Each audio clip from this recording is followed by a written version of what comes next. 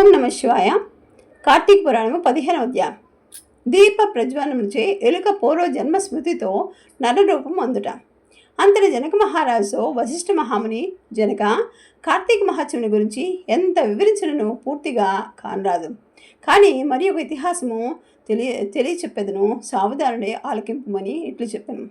ఈ మాసమున హరినామ సంకీర్తనలు వినుట, చేయుట, శివకేశవుని వద్ద దీపారాధన చేయుట, పురాణను చదువుట లేక వినుట, సాయంత్రం దేవతా దర్శనం చేయలేని వారు కాలసూత్రమని నరకం వెంబడి కొట్టుమిట్టాడుదురు. కార్తీక శుద్ధ ద్వాదశ దినమున మనసారా శ్రీహరిని పూజించిన వారికి అక్షయ పుణ్యం కలుగును. శ్రీమన్నారాయణ గంధ పుష్పాక్షతులతో పూజించి ధూప దీప నైవేద్యాలు ఇచ్చిన వెళ్ళ విశేష ఫలమును పొందగలరు. ఈ విధంగా నెల రోజులు విడువక చేసిన అట్టి వారు దేవదుందుబులు మ్రోగుచుండగా విమానం ఎక్కి వైకుంఠములకు పోదురు. నెల రోజులు చేయలేని వారు కార్తీక శుద్ధ త్రయోదశి, చతుర్దశి, పౌర్ణమి రోజులందైనా నిష్ఠతో పూజలు చేసి ఆవునేతో దీపం ఉంచవలను. ఈ మహాకార్తీకంలో ఆవు పాలు పితికినంతసేపు మాత్రమే దీపం ఉంచినట్లా మరుజన్మలో బ్రాహ్మణుడిగా జన్మించును. ఇతరులు ఉంచిన దీపము ఎగదోసి వృద్ధి చేసిన ఇళ్లను లేక ఆరిపోయిన దీపమును వెలిగించిన వారు అట్టి వారిల సమస్త పాపములు హరించును. అందులో కథ కలదు, వినుము అని వశిష్ఠుల వారు ఇట్లు చెప్పదుచున్నారు. సరస్వతీ నదీ తీరమున శిథిలమైన దేవాలయం ఒకటి కలదు.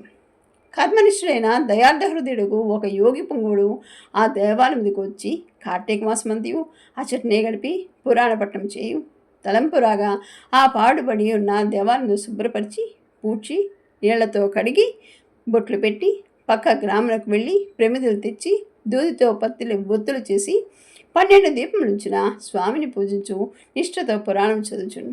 ఈ విధంగా కార్తీక మాసం ప్రారంభం నుండి చేయుచున్నాను.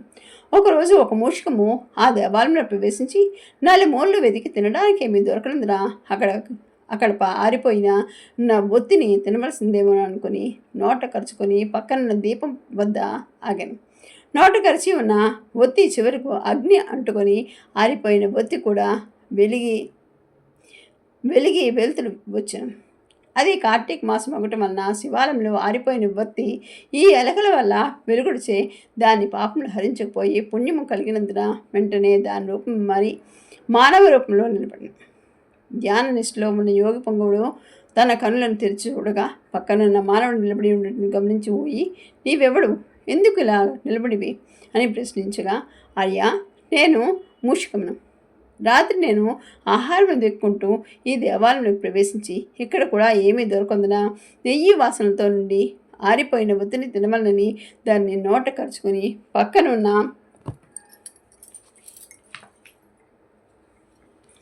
దీపము చెంత నిలబడి ఉండగా నా అదృష్టము కొలది ఆ ఒత్తి వెలుగుడిచే నా పాపములు పోయినందున కాబోలు వెంటనే పూర్వజన్మ తిని. కానీ ఓహ మహానుభావ, నేను ఎందుకు ఈ మూషికి జన్మం ఎత్తవలసి వచ్చినో దానికి కారణం ఏమిటో విశదీకరింపుడిని కోరను. అంత యోగీశ్వరుడు ఆశ్చర్యపడి తన దివ్య దృష్టితో సర్వము తెలుసుకుని, పోయి కింద జన్మలో నీవు బ్రాహ్మణుడు, నిన్ను బాహ్లేగుడని పిలిచేవారు. నీవు జైనమత వంశానికి చెందినవాడు. నీ కుటుంబాన్ని పోషణకు వ్యవసాయం చేస్తూ ధనాసాపారుడివై దేవపూజలు నిత్యకర్మలు మర్చి నీచుల సావాసం చేసి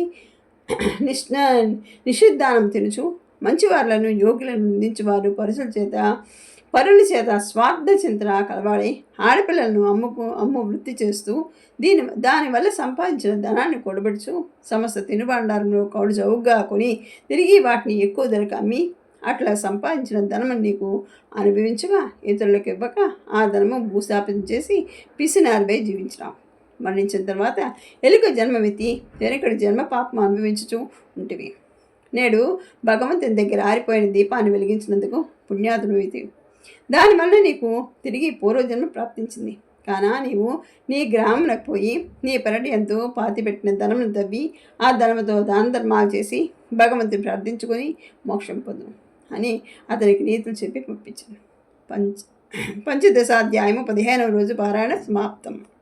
ఓం బ్రహ్మ విష్ణు మహేశ్వరు నమస్కారం సమర్పయామి.